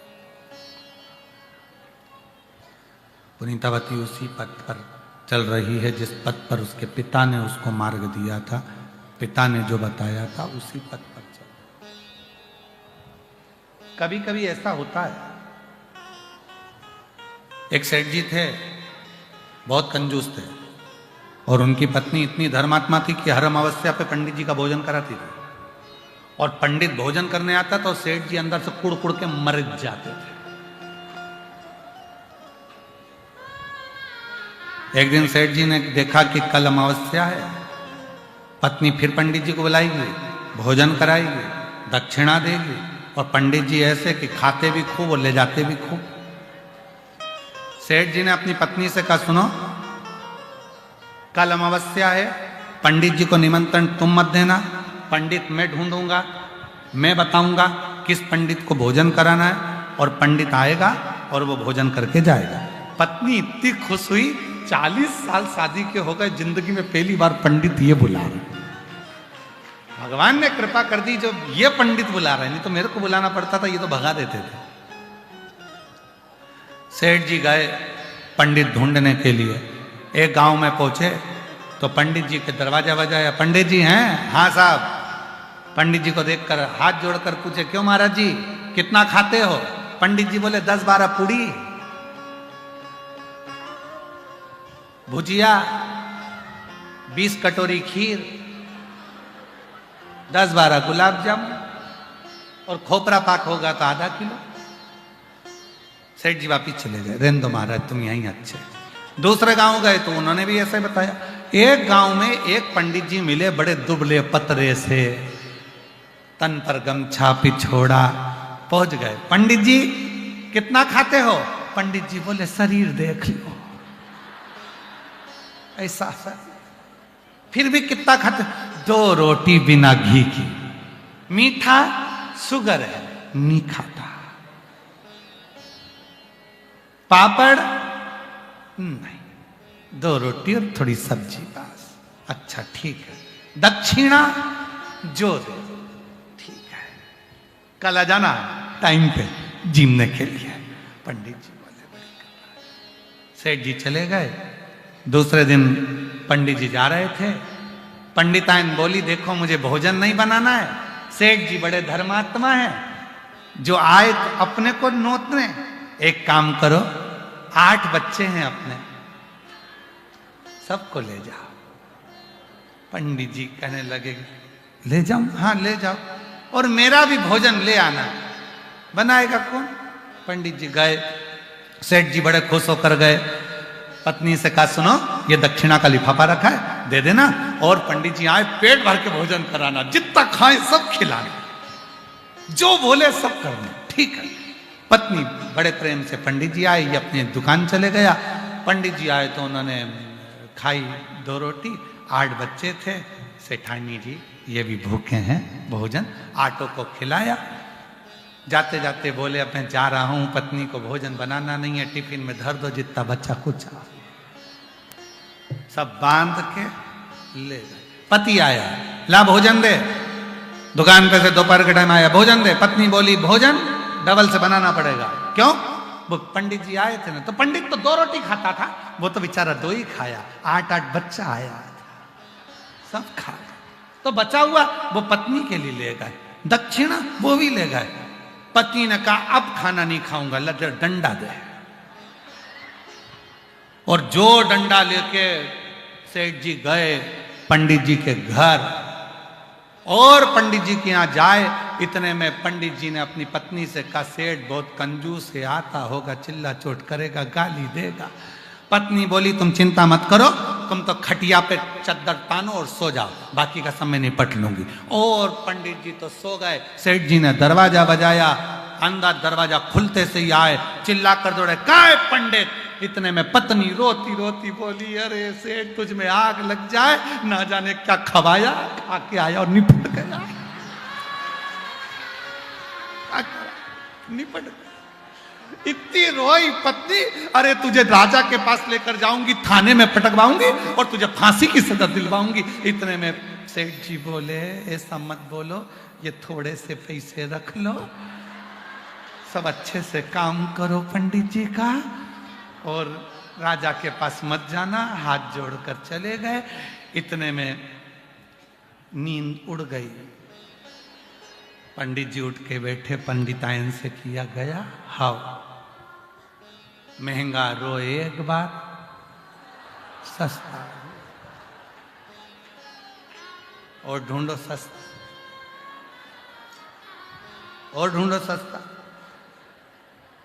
तो कोई कोई होता है जिसका स्वभाव ऐसा होता है। पुनीतावती का पति थोड़ा था ही ऐसा, जो सामान लेकर आता था कहीं मेरी पत्नी किसी को दे ना दे, 25 बार पूछता, 25 बार। किसी किसी की आदत में रहता है 25 बार कहता है हमने दिया, हमने दिया, हमने दिया। होता है किसी किसी की आदत में रहता है। एक व्यक्ति अपने ससुराल जा रहा था। ससुराल जाते जाते उसका दोस्त मिल गया रास्ते में, तो दोस्त से कहा कि चल मेरे साथ मेरे ससुराल से तुझे घुमा कर लेकर आता हूँ। ससुराल मैं नहीं जा रहा। अरे चल तो सही। अरे मेरे पास कपड़े नहीं है, कुर्ता तो पहना है ना, कोई बात नहीं, मैं तुझे नया पजामा दे दूंगा, तू टेंशन मत ले, मेरे साथ चल। उसको ससुराल ले गया। ससुराल ले गया तो ससुराल में गया तो साले जी ने, साली ने, सब ने पूछा जीजा जी कैसे हो, बढ़िया, सब बढ़िया हो, हाँ, सब आनंद में हो, हाँ। जीजा जी को चाय पिलाई, साथ वाले को चाय पिलाई, फिर पूछा जीजा जी ये कौन है, तो कहा मेरा दोस्त है, मैं आ रहा था। तो बोला कहाँ जा रहे हो, ससुराल, तो बोला मैं भी चलूं। खुद लेके आया। और अब क्या कह रहा है, ये कह रहा था बहुत अच्छा, इतना बढ़िया दोस्त है। आते आते बोला मेरे पास कपड़े नहीं, तो मैंने इसको अपना पजामा दे दिया। दोस्त ने हाथ पकड़ा दोस्त का, ले गया कमरे में। ये क्यों बोला तूने कि पजामा दे दिया, अकल नहीं है? दोस्त की तो मर्यादा रखना चाहिए, पजामे का नाम नहीं लेना चाहिए। अब नहीं बोलूंगा यार, गलती हो गई, चल। इतने में मौसी सास आ गई, जी अब बेटा दामाद तुमको तो लाला जी हमारे घर भोजन करने आना पड़ेगा। लाला जी चले गए शाम को भोजन करने, दोस्त को भी ले गए, और दोस्त भोजन कर रहा था। इतने में मौसी सास ने पूछ लिया, लाला जी ये कौन है? मेरा दोस्त है, आ रहा था, इसलिए आया साथ में। बोला चलो मैं भी चलता हूं।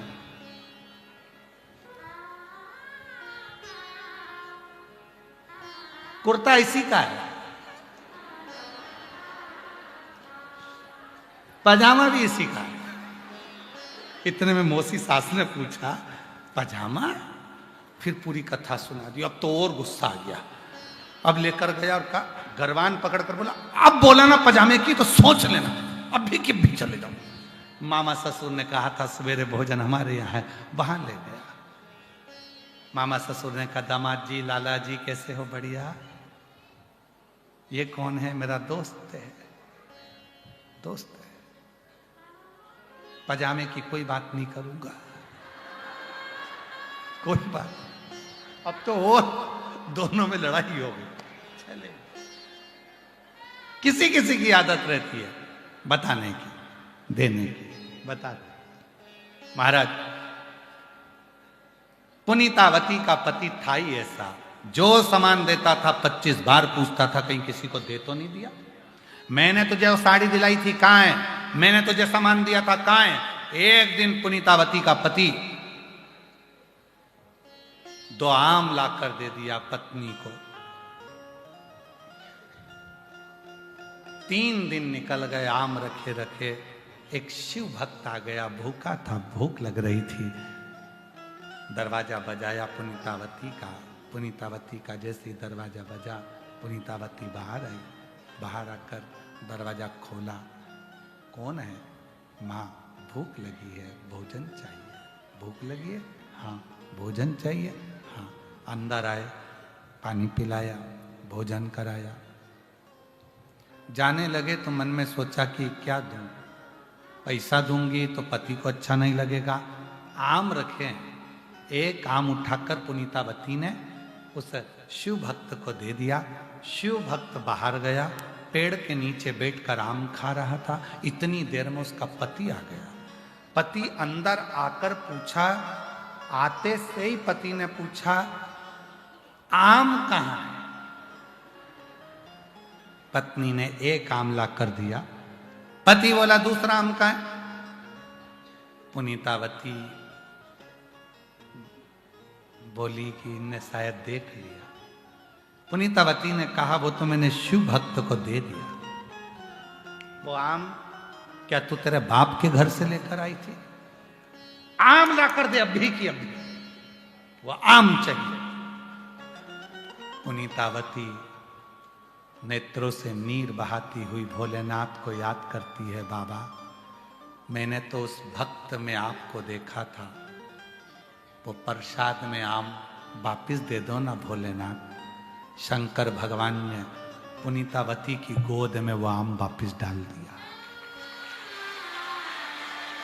जैसे ही पुनीतावती की गोद में आम वापिस डाला, वो आम पुनीतावती ने अपने पति को हाथ में दिया। हाथ में लेते से ही पति को लगा ये तो कोई तंत्र मंत्र जानती है। पति ये नहीं समझ पाया कि ये शंकर की भक्त है, ये तंत्र मंत्र करती है। धक्के मार दिए, कहा मेरे तेरे तन पर जो आभूषण है वो मेरे हैं, सब उतार। सारे आभूषण उतरवा दिए। मेरे घर की वस्त्र भी दे, अपने बाप के घर का पहन कर जा। और पिता के घर की एक साड़ी पहनकर पुनीतावती घर से निकल गई। घर से निकली और पुनीतावती जैसे ही एक वस्त्र पहनकर निकली, शिव मंदिर में पहुंच गई। जितने लोग आते थे सेठ उन सब पुनीतावती की सुंदरता देखते थे। इतनी सुंदर थी पुनीतावती कि उसको देखकर आड़े टेढ़े शब्द सब कहने लगे। एक दिन प्रदोष काल का समय था, जो पुनीतावती ने अपने पिता को देखा था कि प्रदोष में पिताजी शिव का अभिषेक करते हैं, पर आज मेरे पास ना वस्त्र सामान है ना कोई सामग्री है। पुनीतावती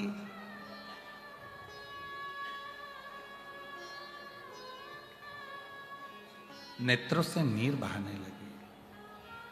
नीर। बाबा के मंदिर में झाड़ू लगाने लगी। झाड़ू लगाते लगाते रज शिव के शिवलिंग पर चढ़ रही थी। भगवान देव अधिदेव महादेव प्रकट हो गए। बाबा ने पूछा पुनीतावती, पुनीतावती पूछे कौन? शिव। मैंने तो ना जल चढ़ाया, ना बेलपत्र चढ़ाई, ना धतूरा चढ़ाया, ना फूल चढ़ाया, कुछ भी नहीं। तूने मेरे मंदिर में झाड़ू लगाई, झाड़ू से धूल उड़ी, वो धूल मुझे लगी। लोग भस्म चढ़ाते हैं, तूने मुझे वही भस्म चढ़ा दी। बता तुझे क्या दूं मैं आज, क्या दूं मैं तुझे आज? दुनिया के लोग कहते हैं, सीओर वाले बाबा जी कहते हैं, सीओर वाले महाराज कहते हैं मंदिर में झाड़ू लगाओ, पोछा लगाओ।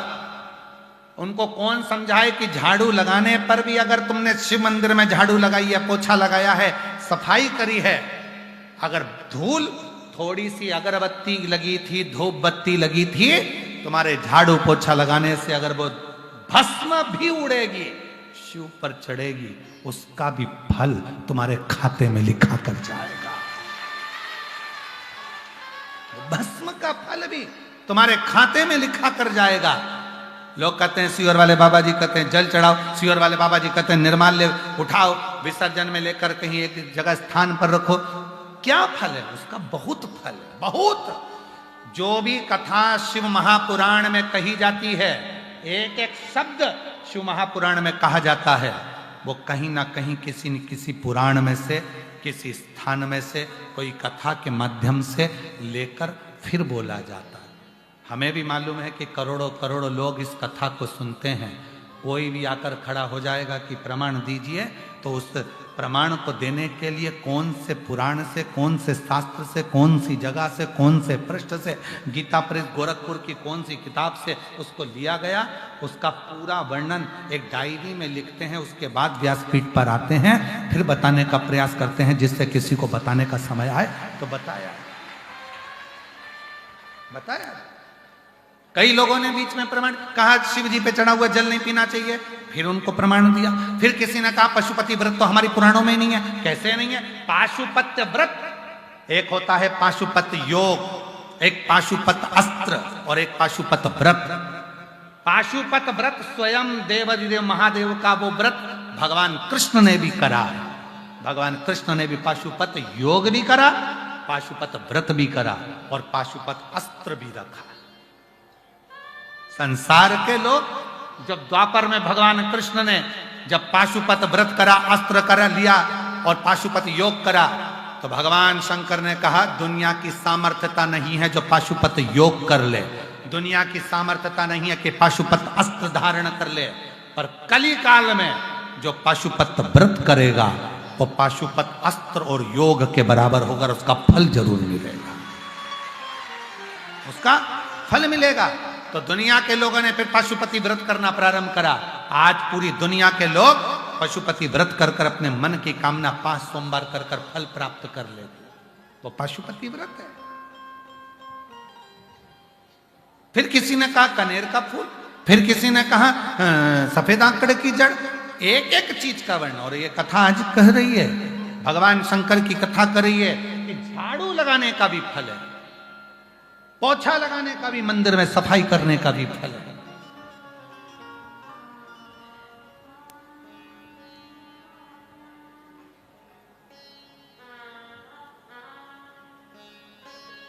फिर किसी ने कहा गुरुजी आपने एक बार कथा में कह दिया कि शंकर के शिवलिंग के अगर टुकड़े से टुकड़े, टुकड़े से टुकड़े, 1000 टुकड़े भी हो जाएं तो भी वो खंडित नहीं माना जाता। बिल्कुल, उसका प्रमाण है भारत की भूमि का बिजली महादेव जो कुल्लू मनाली में है, जिसके ऊपर बिजली गिरती है, शिवलिंग के टुकड़े हो जाते हैं, उस टुकड़ों को वापस जोड़ा जाता है और शंकर की पूजन चालू हो जाती है। वो भगवान बिजली महादेव के रूप में पूजा जाता है। सहस्त्रेश्वर शिवलिंग उसका प्रमाण।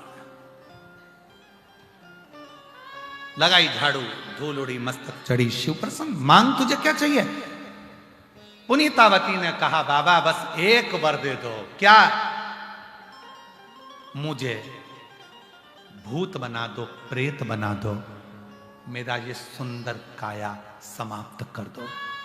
भजन में तकलीफ होती है। शिव ने कहा भजन में तकलीफ?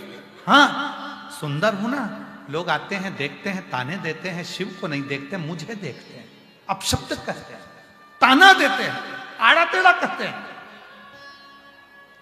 शिव महापुराण की कथा कहती है, पुनीतावती की कथा कहती है, शंकर ने कहा भले तूने मांगा मैं तुझे प्रेत जैसा, भूत जैसा रूप दे दूंगा, पर सुन पुनीतावती, अगर जिसने तुझे अपशब्द कहा है, कल से तुझे उसका प्रमाण दिखना प्रारंभ हो जाएगा।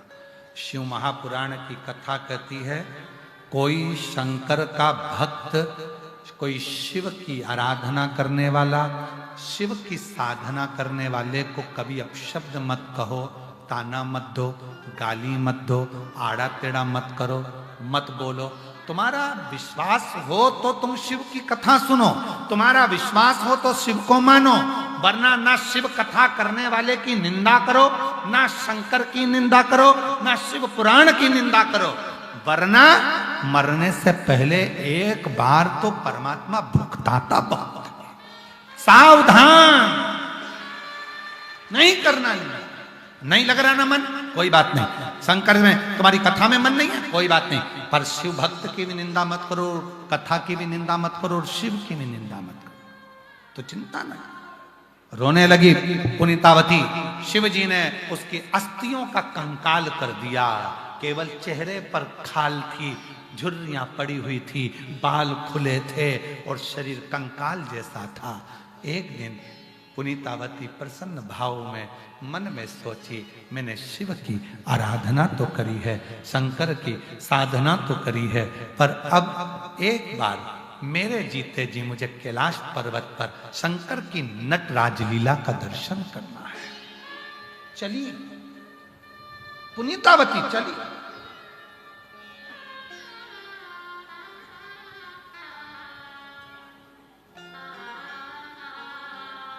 एक पुनीतावती भारत की भूमि के दो संत ऐसे हुए, एक रामकृष्ण परमहंस जी और एक पुनीतावती जी। भारत की भूमि के वो दो संत ऐसे हुए, रामकृष्ण परमहंस जी जब वृंदावन दर्शन के लिए आए तो मथुरा के रेलवे स्टेशन पर पांव के बल नहीं उतरे, सिर के बल उतरे थे। रामकृष्ण परमहंस जी और भारत की भूमि की दूसरी संत पुनीतावती ऐसी थी जो कैलाश धाम की यात्रा करने के लिए गई, और जब कैलाश नजदीक में